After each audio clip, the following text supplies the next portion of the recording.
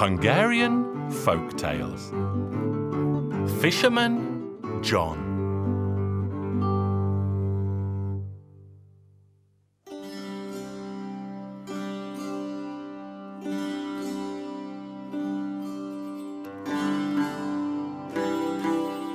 By the banks of a mighty river stood a fisherman's hut, and in that hut a fisherman lived together with his wife, but alas, they had no children. One moonlit night, the old man went down to the river, and he cast his net. Suddenly he saw something approaching on the waters, and it shined like a star. He watched as it neared him. And what did it turn out to be? A small coffin. And in the coffin lay an infant child, fast asleep. He lifted the coffin from the waters, placed it in his boat, and took it home to his wife. "Look what I caught in the river." And lo, he showed her the beautiful golden-haired child.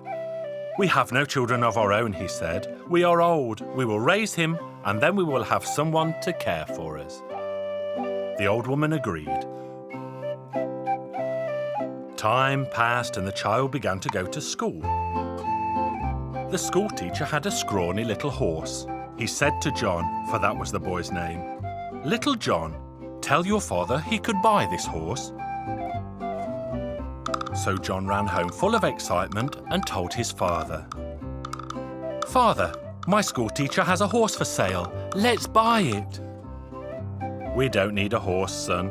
We have neither hay nor oats. How would we feed it?" The boy said, "It could graze in the woods by the banks of the river." So they bought the scrawny horse, and the horse grazed in the woods by the banks of the river. One day, the horse spoke. "Listen, John, at the edge of the village there is a small house. In it, a worn saddle. Ask the owner to sell it. If he won't sell it, steal it." The owner gave John the saddle, for he had no need of it. And little John took it home and put it on the horse's back. Then the horse said, "Go, John, to the edge of the village. There is an old bridle bit. Buy it, and if the owner will not sell it, steal it." But the owner would not sell the bit. So John stole it. Again the horse spoke.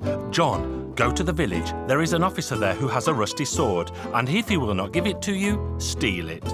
The soldier gave John the sword and told him, "Polish it until it shines. Be a soldier." John returned home and again the horse spoke. "Master Fisherman John, tell your father to buy you new clothes." The old man said, "Son, I cannot buy you new clothes, for I have no money." But John insisted and told his father that he would pay for the clothes. So his father agreed and bought him new clothes. Again the horse spoke. "My dear John, polish the harness, the bit and the sword, then clean the saddle and put it on my back." He continued, "My dear Master John, you have a younger sister whom we shall bring back." John, however, insisted that he had no sister. The horse said, "Yes, you do, at the edge of the neighbouring country. She is locked away and only rarely sees the sunlight. Climb on my back and we shall set off." They went to the edge of the neighbouring country and found the house where the girl was locked away. There the horse spoke. "John, kick the door 3 times. If it doesn't open, strike it with your sword 3 times. If it still doesn't open, look around to see if you can see anything. And if you do see something, jump on my back." "I see an old woman," said John. At that, the horse took off at a gallop, racing along as fast as thought. When they reached the banks of the river, the old woman appeared behind them on a long stick carrying a broom in her hand. And when the horse jumped to the far bank of the river, the old woman struck the surface of the water with such force that the waters parted. She cried out, "Lucky for you that you got away!" Then the old woman went back. The horse said to John, "My dear Master Fisherman John, we will set off again tomorrow, but you must be very careful." The next day they set off again for the house at the edge of the neighbouring country. John kicked the door, then struck it so hard with the sword that it burst open. He grabbed the girl's arm, but he tore her blouse and was unable to pull her out. Again the old woman appeared on the stick with the broom in her hand. John said to his horse, "The old woman is coming!" And the horse raced homeward as fast as the winds of a storm. When he reached the river, he jumped to the far bank. The old woman lashed out at him with the broom and struck the horse's rump, but the horse was still able to leap to the far bank. The old woman cried out, "If you ever return, I will have all of your teeth." The next day the horse said to John, "Fisherman John, we won't go today, but tomorrow we shall. Today we must rest." Then he said, "Dear master, there is a tree in your father's garden with 3 apples on it. Pick them, put them in your pocket, and when we arrive at the house at the edge of the neighbouring country, throw one of them at the top of the door, one at the bottom of the door, and one at the middle of the door, but throw them so hard that you break the door down."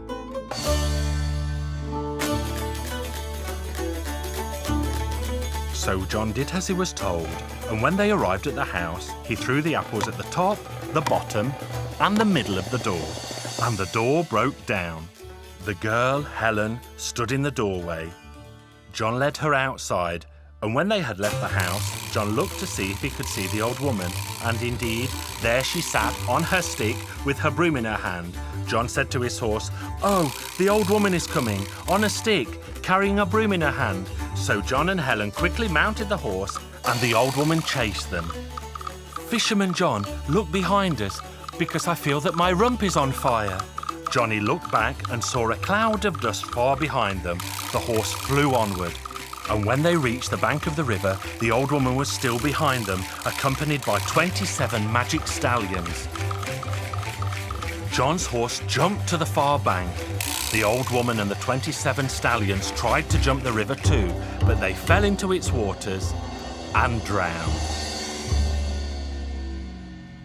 And today they still lie somewhere beneath the waters of the river, if no one has fished them out. And so John rescued his sister Helen from captivity, and they both lived happily ever after.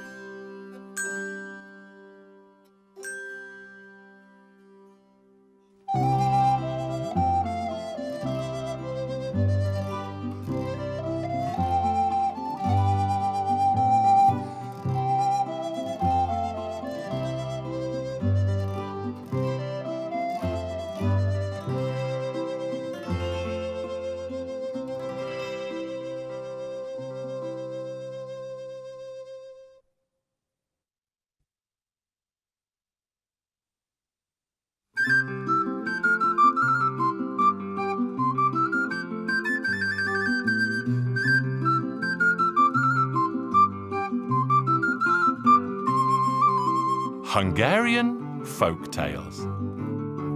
The Lazy Boy.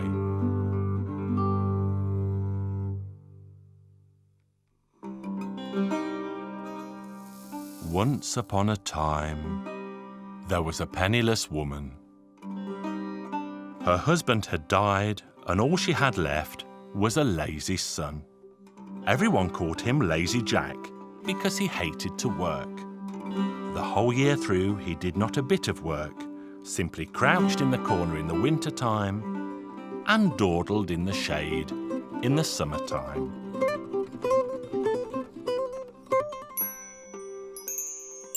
One day the poor woman said to him, "Dear son of mine, bring me a can of water from the mighty river so that I can wash your filthy shirts and trousers." The lad merely shrugged his shoulders. "I would gladly go if I weren't so very lazy." But the poor woman continued to plead. "Come, my dear boy, if you go, fetch me some water so that I can wash. What will the world say? That I dress you in a dirty shirt and dirty trousers?" And she kept pestering him until finally he grabbed a can and plodded along to the river. He dipped the can into the water and was bringing it home. Well, as it so happens, a little fish in the can began to speak. "Listen, boy, set me free. Please pour me back into the mighty river." The boy replied, "I would gladly pour you back, but I am too lazy to go back to the river."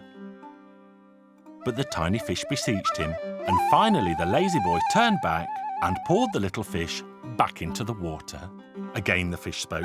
"Thank you for your good deed, but I would like to repay your kindness. If ever there is anything you wish, simply say, 'Fish, fish, little fish, come grant me my wish.'"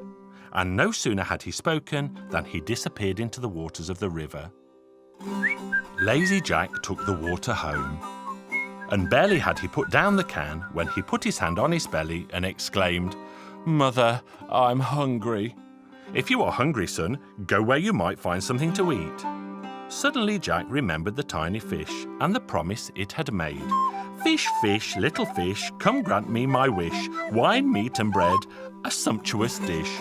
Hardly had he uttered the words when the table was creaking beneath the weight of food. Jack and his mother both ate their fill and were barely able to stand up from the bench. The poor woman began to do the washing up, and Jack lay down in a cool spot behind the house. As he lay there, the king's daughter came strolling along. "Ah, Lazy Jack, you have time to be lazy even when others are at work?" Lazy Jack got angry and retorted, "Fish, fish, little fish, come grant me my wish. Make this girl meek and mild, pregnant with child." And miracle of miracles, wonder of wonders, the princess indeed became pregnant. Each day her belly grew a little bit bigger, and 9 months later she gave birth to a baby boy. The child was beautiful, but in vain. The king was not pleased. He besieged his daughter with questions, wanting desperately to know who the father was. But she swore on heaven and earth that never had she once passed a night with any man. "But the boy must have a father. The earth yields no crop if nothing is sown." Wise men and sages advised the king to gather all the men in the kingdom, every last one, and make them stand in a line. Then they told him to put an apple in the child's hand and wait to see which man he gave it to, for that man must be the child's father. "Well, if it's that simple, I will order this to be done." And all the men in the kingdom were ordered to assemble. First came the soldiers, then the reservists, then all the other men. In vain, the child didn't give the apple to anyone. What could be wrong, wondered the king. Could the wise men have been mistaken? But the wise men insisted they were not mistaken, but that the king had clearly failed to summon all the lads of the land. Again the men were counted, and they realized that they had failed to summon Lazy Jack. So the king sent his soldiers to fetch him that instant. But it took half a day for him to come, for Lazy Jack had been asleep in the attic, and waking him up proved quite a task. But when they pushed him in through the door, the small child immediately gave him the apple. And suddenly everything was clear. Lazy Jack was the father of the princess's little boy. The king, of course, had hoped that the father would be a prince or a great man, and was not at all pleased at how things had turned out. "You have brought shame upon my old head, and you should be punished." So the king had his daughter, his grandson, and Lazy Jack placed in a barrel and thrown into the river. The water carried them downstream. At first the princess sobbed and moaned, but soon she realized that although he was lazy, Jack was a good and honest lad. She said to him, "Listen, Lazy Jack, this barrel is too small for the three of us. I would like a palace the likes of which I am accustomed to. Do something to get us out of this barrel." "I would gladly do something," said Lazy Jack, "but I am simply too lazy." But the princess continued to beseech him, and soon Jack grew tired of listening. "Fish, fish, little fish, come grant me my wish, a palace tall with towering walls." He had barely finished his thought when the waters of the river suddenly threw the barrel to the banks, where it broke into pieces. Then they found themselves before the gates of a beautiful palace. "Oh, how beautiful," said the princess. This must be our palace. It was indeed their palace, thanks to the tiny fish and his magic. They made it their home and lived together happily. Lazy Jack slept so much that unless the princess had woken him up, he might very well have grown roots. And that's the end of my tale about Lazy Jack.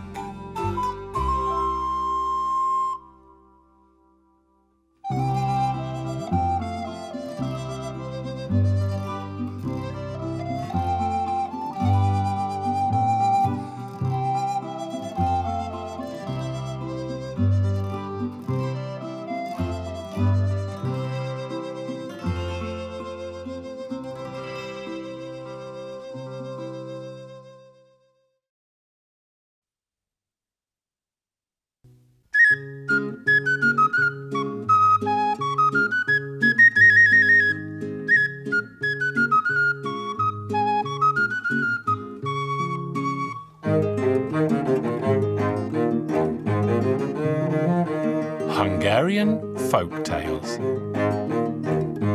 A fox seeks shelter.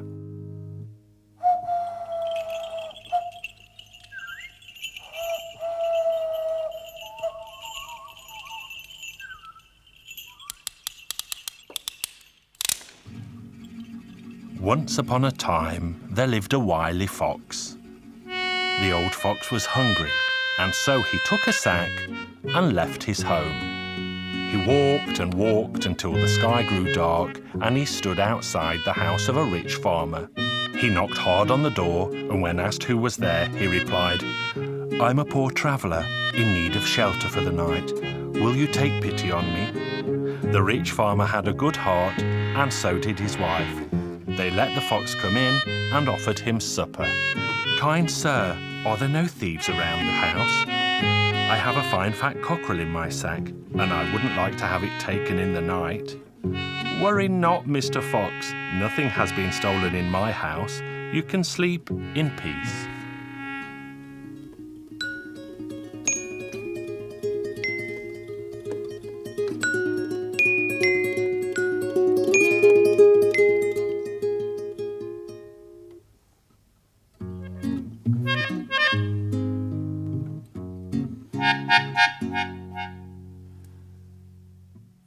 "Oh, poor me, my fine fat cockerel has been stolen."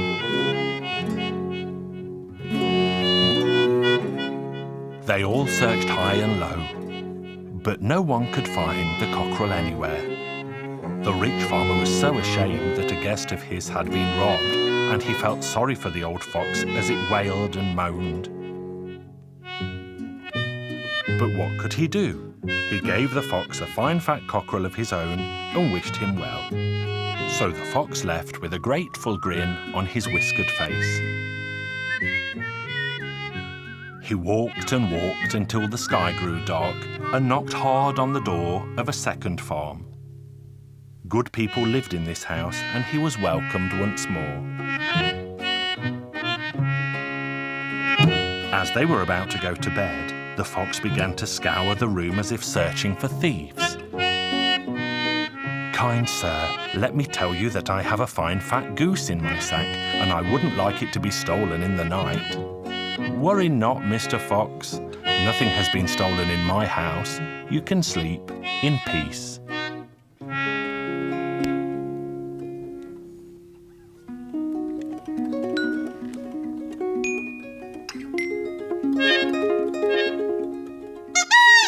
The fox waited for these fine folk to fall asleep, and he opened the sack. And what was in the sack? Why, the cockerel, of course.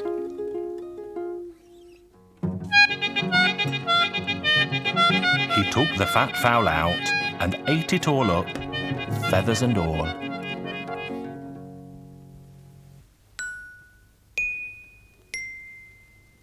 "Oh, poor me, my fine fat goose has been stolen."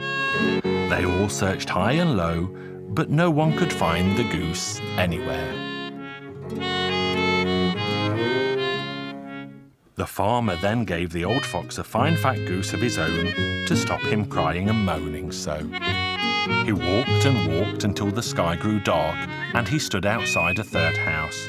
He knocked again, was let in again, but before they went to bed, he turned to the farmer and said, "I've put my sack here under the bench, kind sir, but I can't rest in my bed because I should tell you, kind sir, that I have got a fine fat piglet in it." "You can sleep in peace, Mr. Fox," the farmer assured him. "No matter what is in your sack, there will be no trouble here."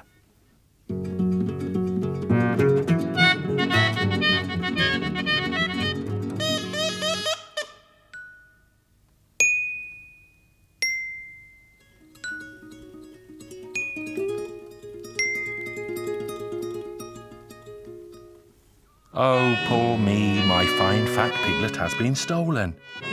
They all searched high and low, but no one could find the piglet anywhere. What else could the farmer do but give the fox a fine fat piglet of his own?